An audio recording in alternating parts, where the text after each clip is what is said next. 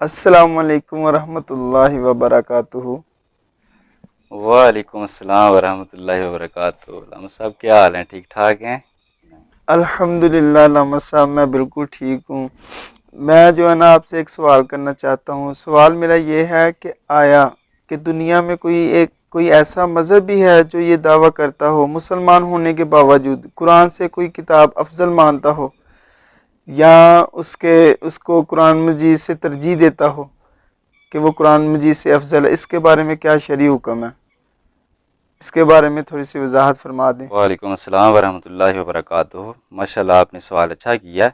ایک یونیک قسم کا سوال ہے کہ ایسا مسلمان دعویٰ کرتا ہو مسلمانی کا اور قرآن پاک سے افضل بھی کسی کتاب کو مانتا ہو، بڑی عجیب سی بات ہے۔ ویسے تو کتب کے حوالہ سے پڑھ کر پتہ یہ چلتا ہے کہ دنیا میں دو ایسے مذہب پائے جاتے ہیں جو قرآن پاک سے افضل کتاب کو مانتے ہیں، اور نہ صرف کتاب کو افضل مانتے ہیں بلکہ جو اس کو اپنے پاس نہ رکھے یا اس کو نہ پڑھے اور نہ اس پر عمل کرے تو وہ دار اسلام سے خارج ہے۔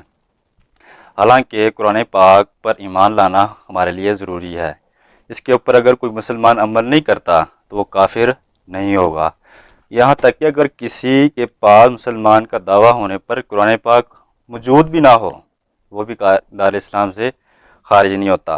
آپ کے سامنے میں دو فرقے جو بر صغیر پاک و ہند میں دیوبندی مکتبہ فکر کے نام سے پہچانا جاتا ہے اور غیر مقلد وہابی مکتبہ فکر کے نام سے پہچانا جاتا ہے، یہ بہت ہی پرانے ابن عبد الوہاب نجدی سے اس کی بنیاد ہوئی۔ پہلے ابن تیمیہ، پھر اس سے پہلے بھی ایک قاضی تھا کوئی، اس کی فکر سے یہ سارے آگے اس کی فکر کی سوچ کو ابن تیمیہ نے شروع کیا، پھر ابن قیم نے، پھر آگے ابن عبد الوہاب نجدی نے، پھر جو ہے بر صغیر میں اسماعیل دہلوی نے جو تقویۃ الایمان لکھی ہے، اسماعیل دہلوی نے، اس کے بارے میں دیوبندی مکتبہ فکر اور وہابی مکتبہ فکر دونوں ہی یہ دعویٰ کرتے ہیں کہ جو اس کتاب کو نہ پڑھے نہ عمل کرے اور نہ ہی اس کو اپنے پاس رکھے تو وہ دار اسلام سے خارج ہے، معاذ اللہ۔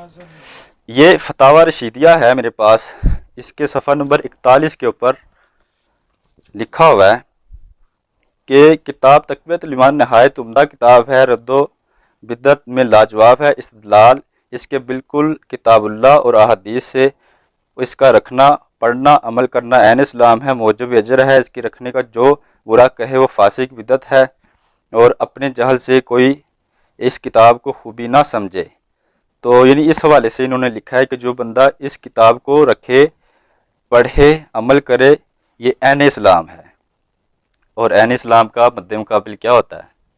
کفر، یعنی کہ وہ نہ رکھے گا تو وہ دار اسلام سے خارج ہو جائے گا، معاذ اللہ۔ اسی طریقہ سے فتاوی رشیدیہ، یہ رشید احمد گنگوئی عالمی تحفظ اسلام، مجلس تحفظ اسلام نے چھاپا، اس کے 219 صفحہ نمبر پر لکھا ہوا ہے۔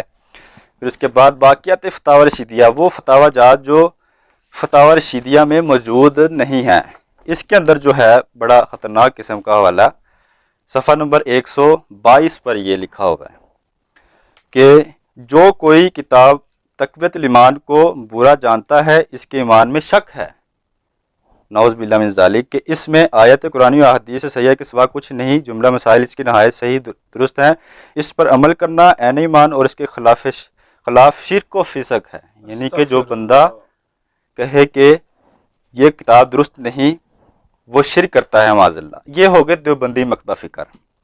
اب میں وہابی مکتبہ فکر کے علماء کی تصریحات دکھاتا ہوں۔ یہ اکمل البیان فی تائید تقویۃ الایمان، یہ پوری کتاب ہی تقویۃ الایمان کی دفاع میں لکھی گئی ہے، معاذ اللہ۔ اس کے اندر بھی وہی جو ہے رشید احمد گنگوئی کا حوالہ کوڈ کر کے یہ ثابت کرنے کی کوشش کی ہے کہ یہ بات بالکل ٹھیک ہے۔ اسی طریقہ سے فتاوی نظیریہ نذیر حسین دہلوی، جس کی سند کو وہابی مکتبہ فکر اپنے مدارس میں جاری کرتے ہیں، یعنی سند حدیث کو وہابی مکتبہ فکر کس سے جاری کرتے ہیں؟ نذیر حسین دہلوی، جو ان کا بہت بڑا مولوی اور محدث گزرا ہے، وہ بھی یہی لکھتا ہے جلد نمبر 1 صفحہ نمبر 105 پر کہ تقویۃ الایمان کو اور رسالہ نصیحت المسلمین کو مطالعہ کیا، اس میں اول سے آخر تک آیت قرآنی صحیحہ احادیث مندرج ہیں، اقرار اس پر عین ایمان اور انحراف اور اعراض اس سے عین کفر ہے۔ اللہ اکبر، یعنی کہ جو بندہ اس کا اقرار نہیں کرتا وہ دار اسلام سے خارج ہے معاذ اللہ۔ اسی طریقہ سے جلد نمبر 9 کے اندر ہے فتاوی علماء حدیث مستند ترین فتاوی، اس کے اندر بھی فتاوی نظریہ کے حوالے سے ہی وہ فتویٰ انہوں نے نقل کیا ہے صفحہ نمبر 253 پر۔ یعنی یہ وہ حوالہ جات ہیں دیوبندی مکتبہ فکر اور وہابی مکتبہ فکر کے، کہ جو کتاب تقویت الایمان کو، جس کے اندر معاذ اللہ ثم معاذ اللہ لکھا ہوا ہے کہ رسول علیہ الصلوۃ والسلام مر کر مٹی میں مل گئے، حضور علیہ الصلوۃ والسلام جانوروں سے بھی زیادہ ذلیل ہیں معاذ اللہ، مخلوق میں سب سے چھوٹا ہو یا بڑا ہو سب اللہ تعالیٰ کے نزدیک ذلیل ہیں۔ پھر اس کے اندر لکھا ہوا ہے معاذ اللہ کہ رب ذوالجلال والاکرام چاہے تو کروڑوں محمد جیسے، یہ ختم نبوت کے اوپر ڈاکہ ہے کہ محمد جیسے اور پیدا کر دے۔ اگر اور پیدا کرنے ہیں تو پھر ختم نبوت کا کیا مطلب ہوا؟ ختم نبوت کا بھی ڈاکہ ہے۔ اسی طریقہ سے اور کافی عبارات اس کے اندر ایسی کفریاں ہیں کہ جن سے پتہ یہ چلتا ہے کہ یہ کفر ہے۔ تو ان کفریات کو جو ہے وہابی اور دیوبندی مکتبہ فکر کہتے ہیں کہ یہ عین اسلام ہے۔ اس کا نہ صرف پڑھنا رکھنا، اس کے اوپر عمل کرنا نہ کرنے والا کافر ہو جائے گا، بلکہ جو اس کے اوپر عمل نہیں کرتا اور اس کو رکھتا نہیں وہ بھی کافر ہو جائے گا۔ اور جو قرآن پاک ہے، حالانکہ اس کے بارے میں یہ دعویٰ نہیں کیا جاتا کہ جس کے پاس قرآن پاک نہیں ہے اور اس کو پڑھتا نہیں ہے وہ کافر ہو جائے گا۔ ہاں یہ ہے کہ جو اس کا انکار کرے گا وہ تو ظاہر بات ہے کہ مسلمان ہونے کا دعویٰ کرنے کے باوجود وہ کافر و مرتد ہو جائے گا، لیکن یہ تقویت الایمان قرآن پاک سے کیسے افضل ہو سکتی ہے؟ تو یہ میں نے حوالہ جات آپ کے سامنے 2 مذہب رکھ دیے ہیں۔ ان 2 مذاہب کے نزدیک قرآن پاک سے بھی افضل قرآن تقویت الایمان کو مانا جاتا ہے، جس میں کفریات ہی کفریات ہیں۔ ماشاءاللہ، جزاک اللہ علامہ صاحب، آپ نے نہایت ہی واضح انداز سے اور حوالہ جات کی نظر سے آپ نے مجھے واضح انداز سے جو ہے اس کا جواب بھی دیا اور ریفرنس دیا اور ان کی کتابوں کے نام بھی مجھے بتائے۔ تو آیا کہ یہ جو لوگ اس قسم کا دعویٰ کرتے ہیں، جو اسلام کی مقدس ہستیوں کے اوپر طعن و تشنیع کرتے ہیں، پھر ان کا اسلام کے ساتھ کوئی تعلق باقی رہ جاتا ہے؟ اس حوالے سے تھوڑی سی وضاحت فرما دیں۔ دیکھیں صاف سی بات ہے کہ جو قرآن پاک سے افضل کسی کتاب کو مانے گا وہ دار اسلام سے خارج ہے۔ کیوں؟ کیونکہ قرآن پاک سے افضل کتاب کوئی ہے ہی نہیں اس دنیا میں مسلمانوں کے نزدیک۔ اور پھر یہ قرآن پاک کو جھٹلانے کی بھی ایک سازش ہے، یعنی کہ قرآن پاک کی وہ اہمیت نہیں ہے جو اس کتاب کی اہمیت ہے۔ تو قرآن پاک کو جھٹلانا ویسے ہی کفر ہے۔ اور چاہے وہابی ہو، دیوبندی ہو یا کوئی بھی فرقہ ہو، کوئی بھی کسی بھی لحاظ سے کسی بھی فرقہ سے تعلق رکھنے والا ہو، تو وہ اگر قرآن پاک کا انکار کرے گا تو وہ ظاہر بات ہے وہ غیر اسلام ہے اور دار اسلام میں داخل نہیں ہے، چاہے وہ کہتا پھرے کہ میں مسلمان ہوں، میں کلمہ گو ہوں، میں رسول صلی اللہ علیہ وسلم کا کلمہ پڑھتا ہوں، ساری چیزیں، لیکن اس کے باوجود وہ کافر ہی ہوگا جو قرآن پاک کا انکار کرے گا۔